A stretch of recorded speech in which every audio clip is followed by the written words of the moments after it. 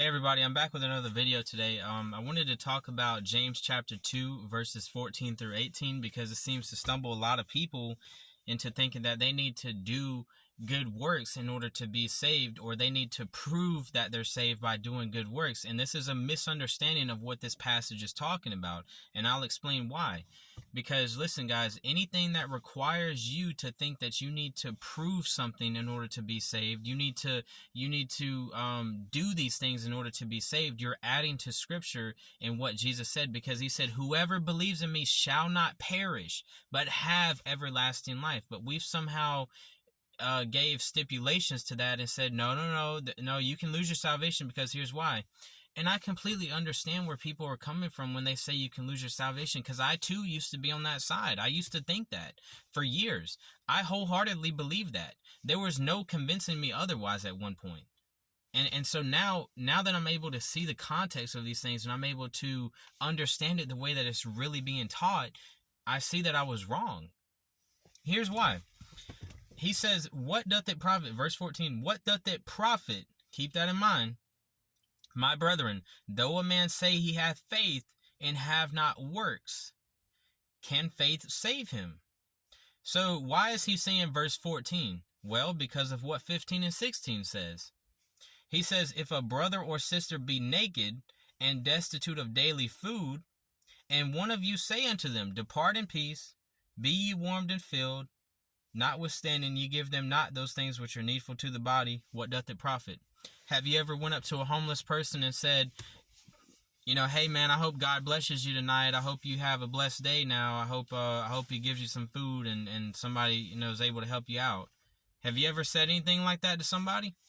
That's what he's talking about. What does it profit that person when you say a bunch of kind words and label it as faith, but you have the means to help them and you're not helping them?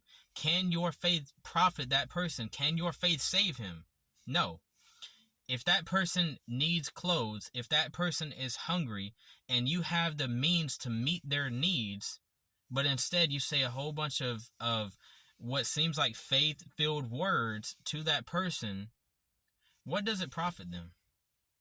It says in verse 17, even so faith, if it hath not works, is dead being alone.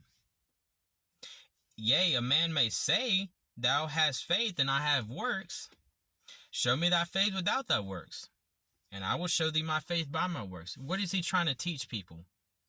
Don't just have faith-filled words towards somebody. Back it up with action. Back it up with doing something for that person. If you have the means to do it, do it. Do it. Because why? Because why? What does it say? In verse, or in Titus chapter 3, verse 8, it says, this is a faithful saying, and these things I will that thou affirm constantly, that they which have believed in God might be careful to maintain good works. Why? For salvation? Why? To prove that we're saved? No, it says these things are good and profitable unto men. Good and profitable unto men. But we've somehow turned stuff like that into good and profitable for my salvation. It also says in 1 Peter chapter 2, verse 12, having your conversation honest among the Gentiles, that whereas they speak against you as evildoers, they may by your good works, which they shall behold, glorify God in the day of visitation. So when you do good works, it's not to prove that you're saved. Oh, it's actually to glorify God in heaven. And then it says in Matthew chapter 5, verse 16, this is Jesus himself. He says, let your light so shine before men that they may see your good works and glorify your Father which is in heaven. That would have been a great time for Jesus to say, and so that you can prove that you're saved, so that you can show that you're saved. That would have been a great time for him to say that if that was the case. But that's not what Jesus teaches. He said, whoever believes in me shall not perish, but have everlasting life. God does not lie. Whatever he said he will do, he will do. He's not going to revoke your everlasting life because, yeah, man, you kind of didn't prove that you're saved by doing some good works, so I'm kind of going to have to revoke your salvation now. You need to start doing some good works, man, so you can prove that you're saved. That's not what he teaches, guys. We look at James chapter 2 and we misunderstand what it's talking about. It's not talking about salvation. It's talking about when you have the ability to help somebody and you're saying a bunch of faith-filled words to that person, your faith in of itself is not going to profit that person.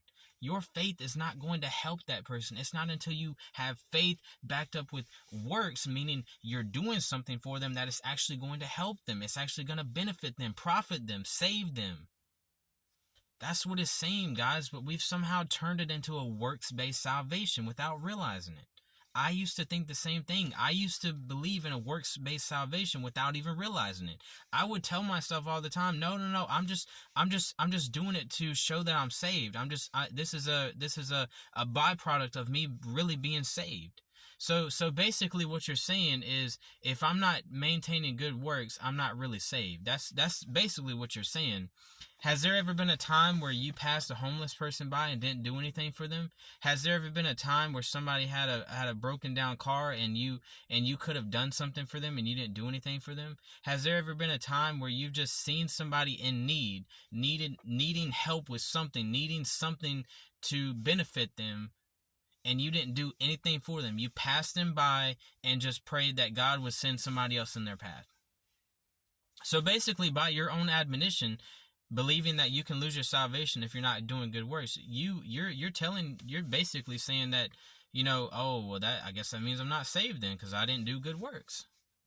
That's not what it's saying, guys. That is not what it's saying. Because when you believe that kind of way, you're putting pressure on yourself to have to perform to do something to be saved. You're not doing it as a byproduct of already being saved. You're doing it for the purpose of being saved. And you don't even realize it. You don't even realize it. When you realize that you're saved, you see the goodness of God. It does something in you that makes you want to go and do good works. Because you love people, because you understand God, you've grown in God, and you understand His character, and you understand that He loves people, and you love people as well. You do good works out of that. You don't do good works because I want to be saved. I want to stay out of hell, so let me go do some good works. Guys, we need to understand this, because it's misunderstood, and a lot of people are getting stumbled on this, and even I got stumbled on this at one point. I pray that this is able to help somebody understand. But I love you guys, and hope to be back on here again with another video. Thanks.